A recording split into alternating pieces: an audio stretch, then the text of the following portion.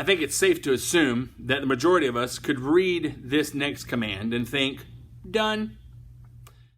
Exodus 20:13, you shall not murder. That's easy. All in all, it seems pretty easy not to kill people, right? Next.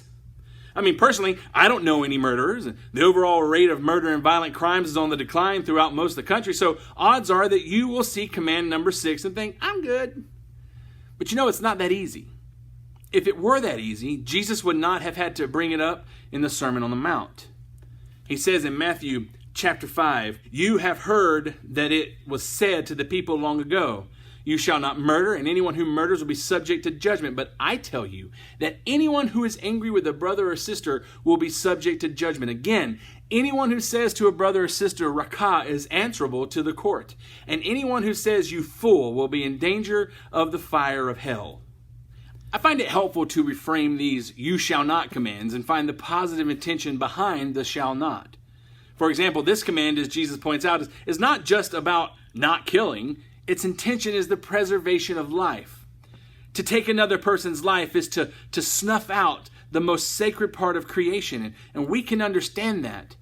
But to insult, degrade, and oppress another person is to snuff out the image of God within them, which according to Jesus is just another way of violating the 6th command. So yes, all Christians should be on the side of life. I don't want to use the term pro-life because that's taken on such a one-dimensional connotation. But let's be clear, abortion is definitely against the 6th command, but so is racism and prejudice and police brutality, and sexual abuse and bombing civilians, torture, hate speech, capital punishment. Think of it this way, where God is, there is life. Through Jesus' own death and resurrection, he conquered death. Beyond that, his death revealed the baseless and gratuitous violence of the state for what it was. The Pax Romana offered peace at the edge of a sword, but that's not true peace. See, the way of Christ, who is the way and the truth and the life, is the way of the cross. It's dying to yourself so that you can really know what life means. And Jesus tells one of the scariest stories ever. Then he will say to those on his left, depart from me, you who are cursed, into the eternal fire prepared for the devil and his angels. For I was hungry and you gave me nothing to eat. I was thirsty and you gave me nothing to drink. I was a stranger and you did not invite me in. I needed clothes and you didn't clothe me. I was sick and in prison and you did not look after me.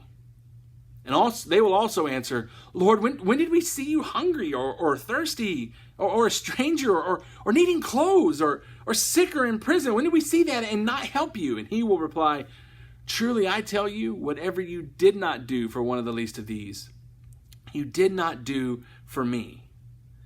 Then they will go away to eternal punishment, but the righteous to eternal life. See, it's not enough to not murder.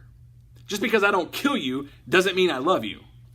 But when I'm willing to lay down my own life for your sake, though, see, that's true love.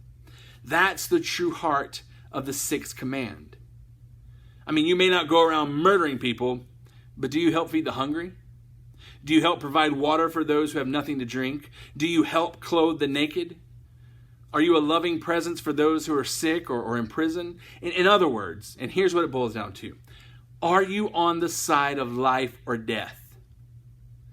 If you search the Bible for the phrase, choose life, you'll be directed to a powerful passage in Deuteronomy 30, some of Moses' last words to the nation of Israel before he died. See, I have set before you today life and prosperity, death and destruction. For I command you today to love the Lord your God, to walk in obedience to him, and to keep his commands, decrees, and laws. Then you will live and increase. And the Lord your God will bless you in the land you are entering to possess.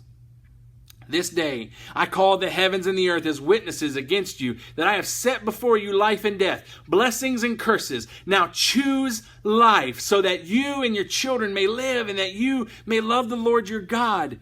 Listen to his voice. Hold fast to him, for the Lord is your life, and he will give you many years in the land he swore to give your fathers, Abraham, Isaac, and Jacob. Don't just not kill people. Choose life. Don't just be anti-abortion, choose life. Don't just look out for your own interests, choose life. Don't judge the sick and the hungry and the homeless, but choose life. Don't just turn your profile picture to a black box. Instead, choose life. Because choosing life means treating people with respect. Choosing life means joining hands with the oppressed and the hurting and the ones that are treated differently in society and saying no more. See, choosing life means to love. There's an amazing story of this in action. In the early days of the church, the Christians were living in a culture that did not value the life of infants. The fathers could make a decision to literally discard a baby for various reasons. Maybe it was a deformity, maybe it was a little too small, or maybe it was just a girl. The father would take this unwanted baby and leave it in the town dump to die from the elements. The Christians, they took Jesus' call to choose life seriously.